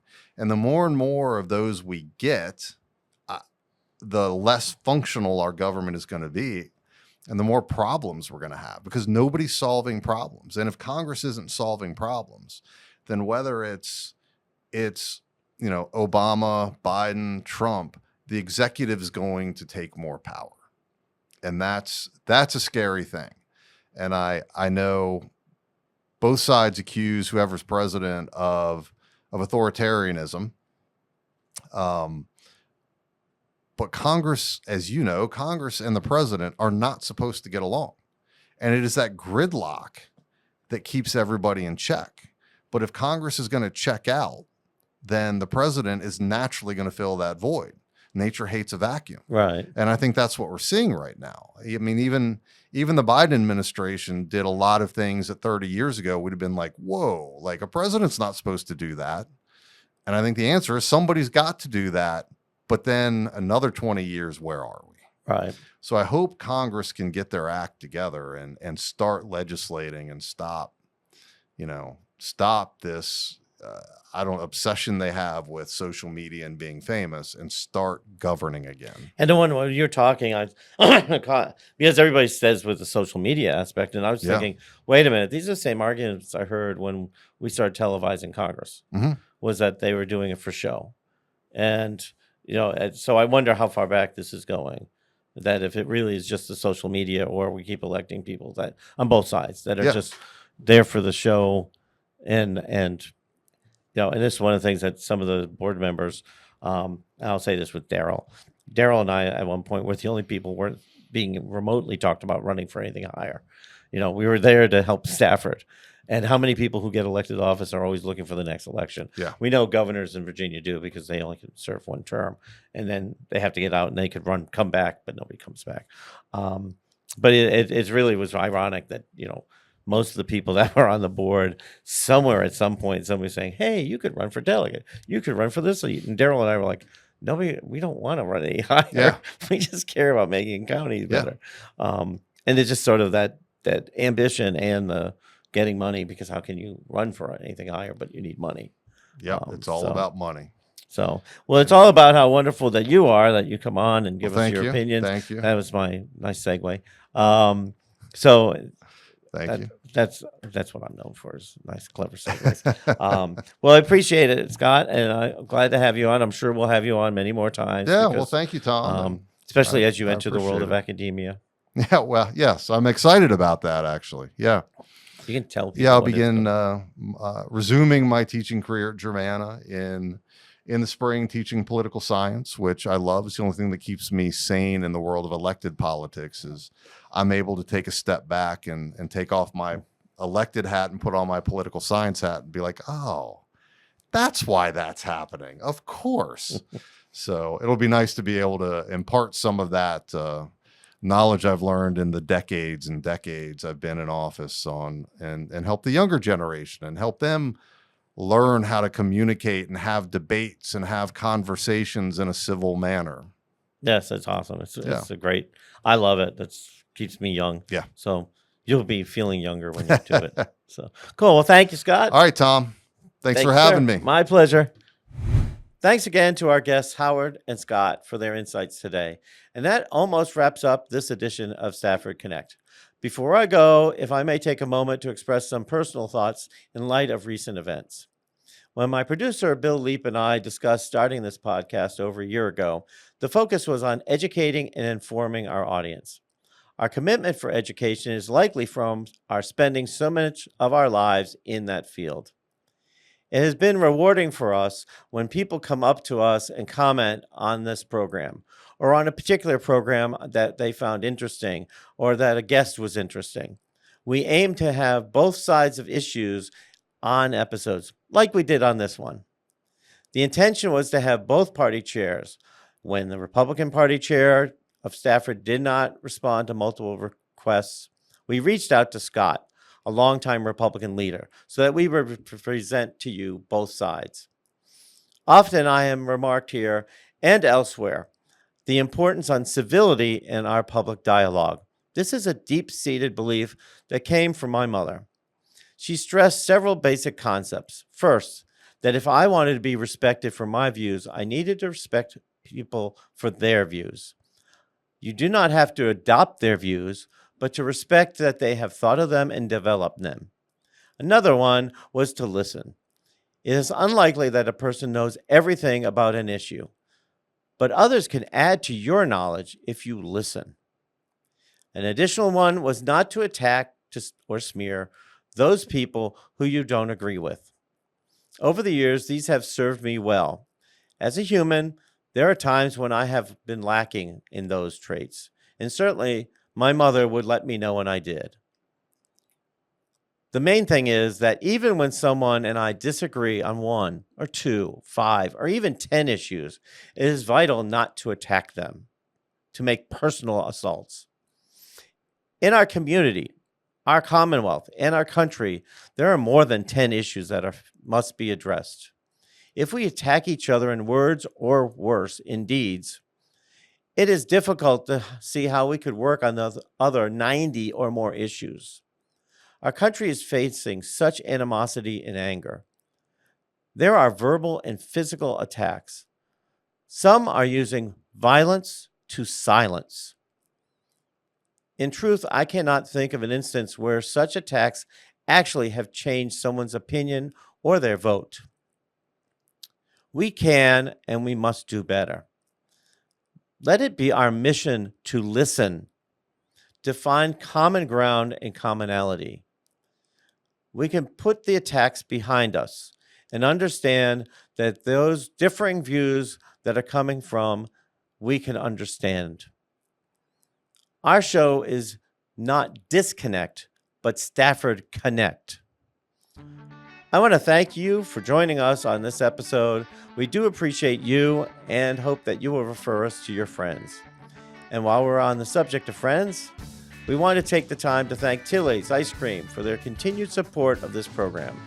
Tilly's is located at the Ferry Farm Shopping Center at 215 Kings Highway. Tilly's will be closed for vacation from Monday, October 13th through Tuesday, October 21st. But they'll reopen on Wednesday, the 22nd at 2 to start their fall and winter season. The fall and winter hours for the shop are Wednesday and Thursday from 2 to 8, Saturday from 2 to 9, and Sunday 2 to 8. So next time you're in the area, stop in and treat yourself. You'll be glad you did. On our next episode, we'll be talking about issues facing Stafford County Public Schools. Until then, I'm Tom Cohen, and you're listening to the Stafford Connect podcast. Stafford Connect is a River's Edge Media original podcast. You can listen to the show anywhere you listen to podcasts, or you can catch the video on our YouTube channel. Stafford Connect, the conversation begins here.